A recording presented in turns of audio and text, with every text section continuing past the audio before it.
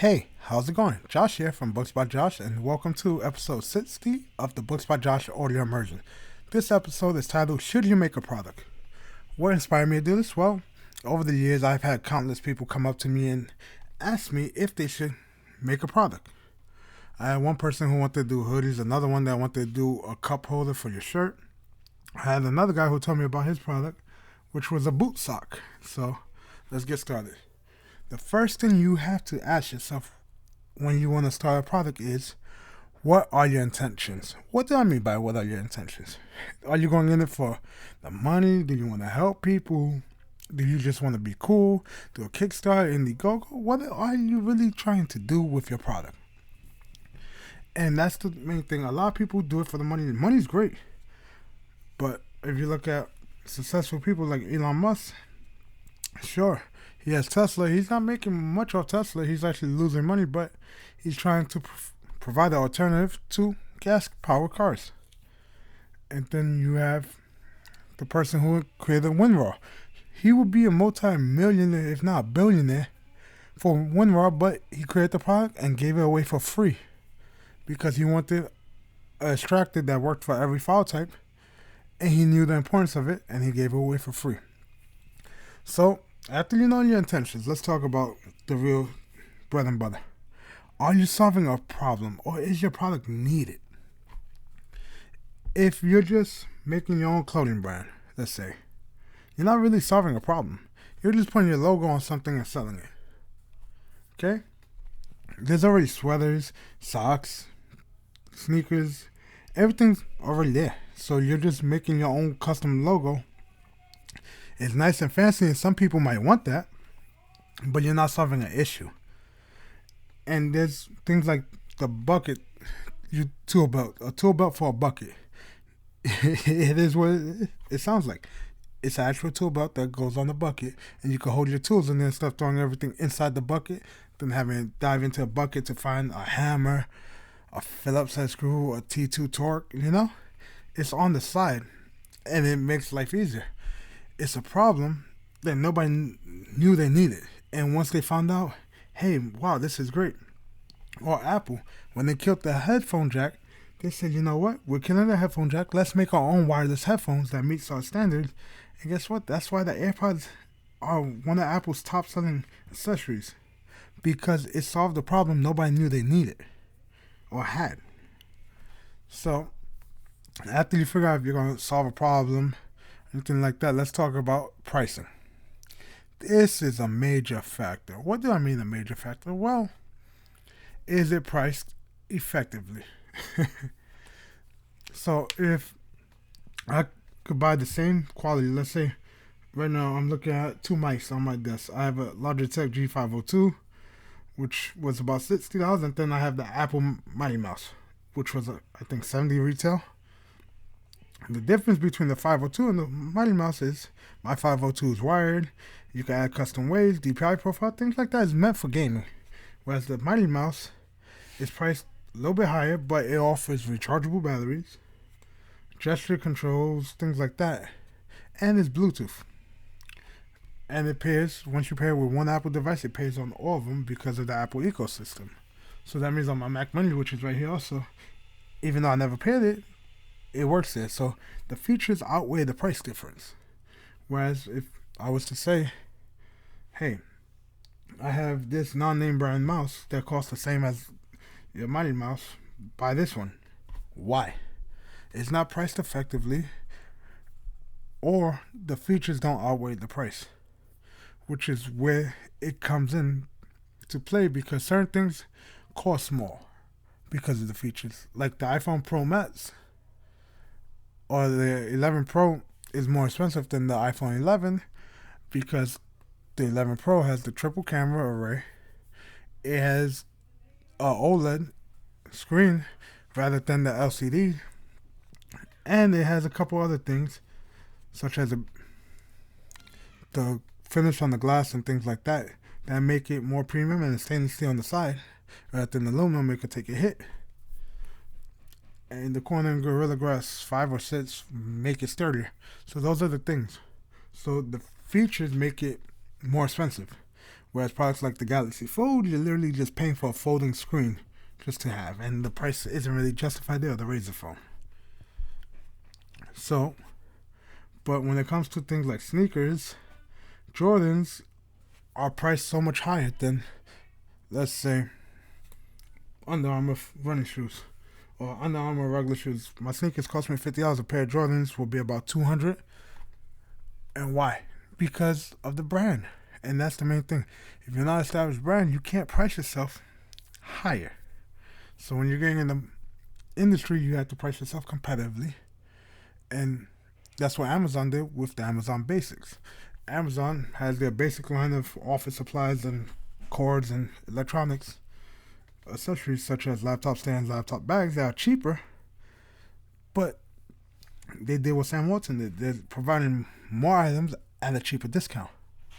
And so if you buy pencils on Amazon, they'll be cheaper than going to Staples if you have Prime. So let's move on. Profit margin. So this is where your pricing actually makes a big difference. You have to know your profit margin. You have to know how much everything costs. Because if you don't know how much it costs, how do you know if you're making anything? Because guess what? You have to pay taxes on everything. And if you're selling certain items, you have to collect sales tax in certain states. So you have to pay taxes on that. You have to pay tax on any income generated. And you have to pay storage fees if you have a warehouse. So if you do fulfilled by Amazon, sure, Amazon is selling your product. You ship it to them, and they sell it for you and ship it out for you. But guess what? You got to pay for shelf space. It's all fees on top of fees, and you have to know cost of everything. Your credit card transaction, how much a percent you're getting charged there, how much you're getting charged for packaging. Like when I went to sell used books online, I broke it down because it wasn't profitable for me, because the way I want to do it was to send a book in an actual box, not a fancy box, cheap box with a bookmark, advertising my site, the podcast, things like that. And I would end up losing about 40 cents to about 75 cents on a book if it was valued at $3.99, which is the lowest I could sell a book for to make anything, because of the bookmark, the box, using actual university mail, I think it was called when I did it, and other people just putting on the stamps based on weight, things like that, in a little vacuum sealed bag. And guess what? The books come. I had a book. I waited 2 weeks to get it. And the book, it's a hardcover book, and the binding's coming off. And I was so upset because of that. And I'm like, are you serious? I could have spent more money and just bought an ebook. But I want to buy a used book, support someone, try to make some money on the site. But no. So you have to know your profit margins. And so profit margin includes the cost of the product. If you make a product, where are you manufacturing product? Are you doing it yourself? Are you outsourcing? So that's the whole thing. You can do something like Alibaba, AliExpress, basically somebody in China. You reach out to them. Like, let's take Lou from Unboxed Therapy. He made his Lou Later case. He contacted a Chinese manufacturer too. They already have basic design, and then he built upon it. And the problem with that is you get what you order, but you have to pay up front for everything. So you have to take that into account. And you have to make sure you get things right. You don't want to order something and then it's wrong, and then you don't take notice of it because you didn't expect it. And you need a prototype. You have to pay money, get a prototype, review it, and see if it's what you wanted. And then from there, you can decide if that's the final product or you need more revisions. And usually you have to order in bulk, at least 100 pieces. Back a couple of years ago, we ordered face masks from one of these companies, Go Face Masks. We had to do a bulk order of 100, I believe, or 150. And then like custom packaging was like another $2 on top of each one. So that all comes into your cuts into your profit margin. And how we sold it to increase our profit margin was business to business, by foot, by train, by bus, because we want to maximize our profits. And I'm not going to really touch upon that now because I'm actually doing another episode after this on how to sell, which is either after or before the next episode, which will be a how sell or a how market. So price sell will be next. So let's continue. And the problem with these items that you get from these manufacturers, especially from China, is the quality. Because they're mass produced and all you're doing is putting your label on it or tweaking one or two things, the quality is not the greatest. And that will either weigh at your profits if you have returns or broken items. Because quality control is important because you want your customers to be happy and come back to you. So you have to make sure the quality is good. And quality is something that doesn't only apply to products manufactured. It applies to anything that you make. So I'm making a podcast right now, and guess what? You see how I'm talking to you and I'm being real? I could do a quick 20-second, or 2-minute podcast. Yeah, if you want to make a product, go this right here. The best, you make $100 right there, each product you sell. Or I talk, go drop shipping, guys, guarantee return, stuff like that. Jumping on the hype train, selling you a dream that's not really realistic. That's not my style.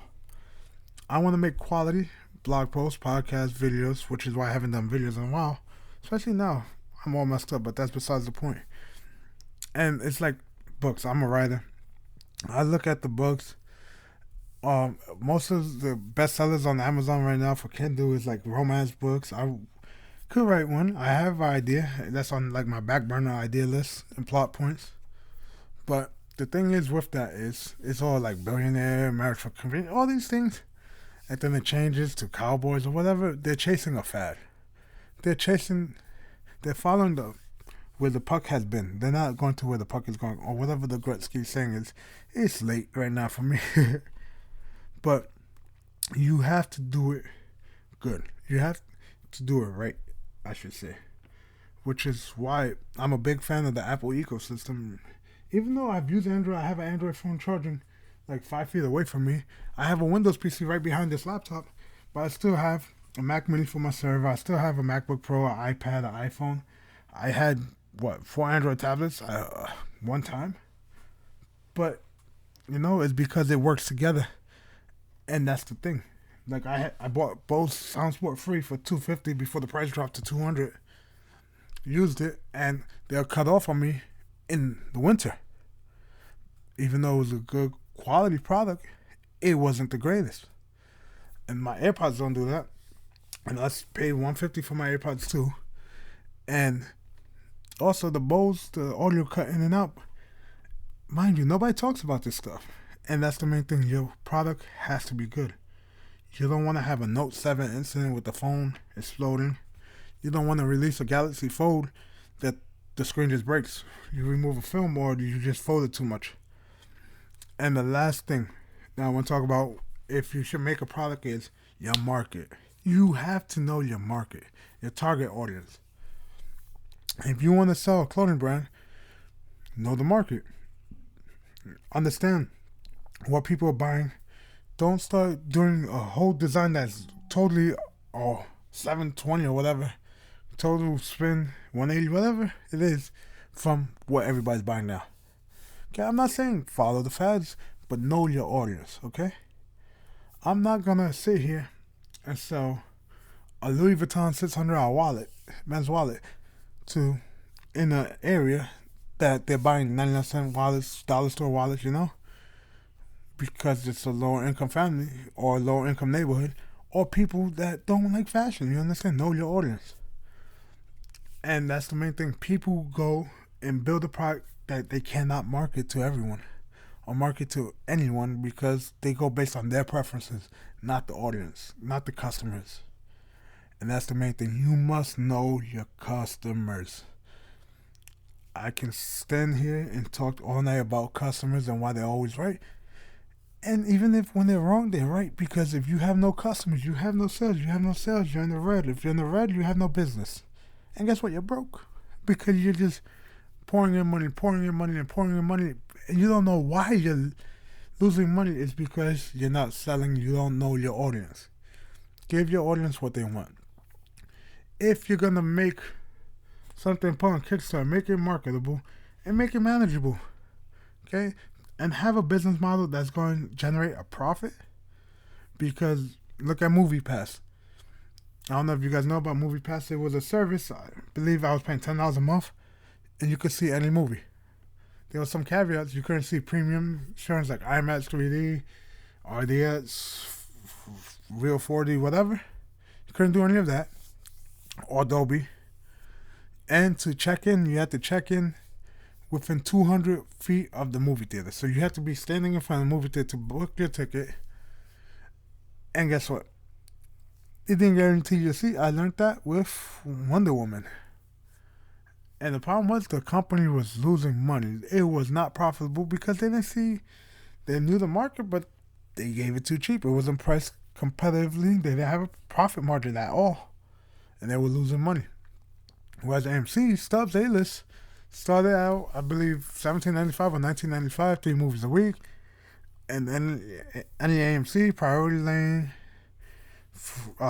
Ticket Tuesday discounts, free birthday gifts. Basically, you get the A-List, the Stubbs premiere, but you also get up to 3 movies a week, resets on Friday, for $20. That was like $25 or $27. And they're making money, but they increased it because they're trying to make profit on it because they know they make money on the food. So they knew their customers, and they did it in network in their own thing so they could make money off that food, which is overly expensive. So this episode was longer because I had a lot to say. And now, by the end of this, you should know if you should make a product or not. And guess what? Listen to the next 2 episodes to finish off this series. Thank you guys for listening. And I hope you enjoyed it. Catch you guys in the next one. See ya.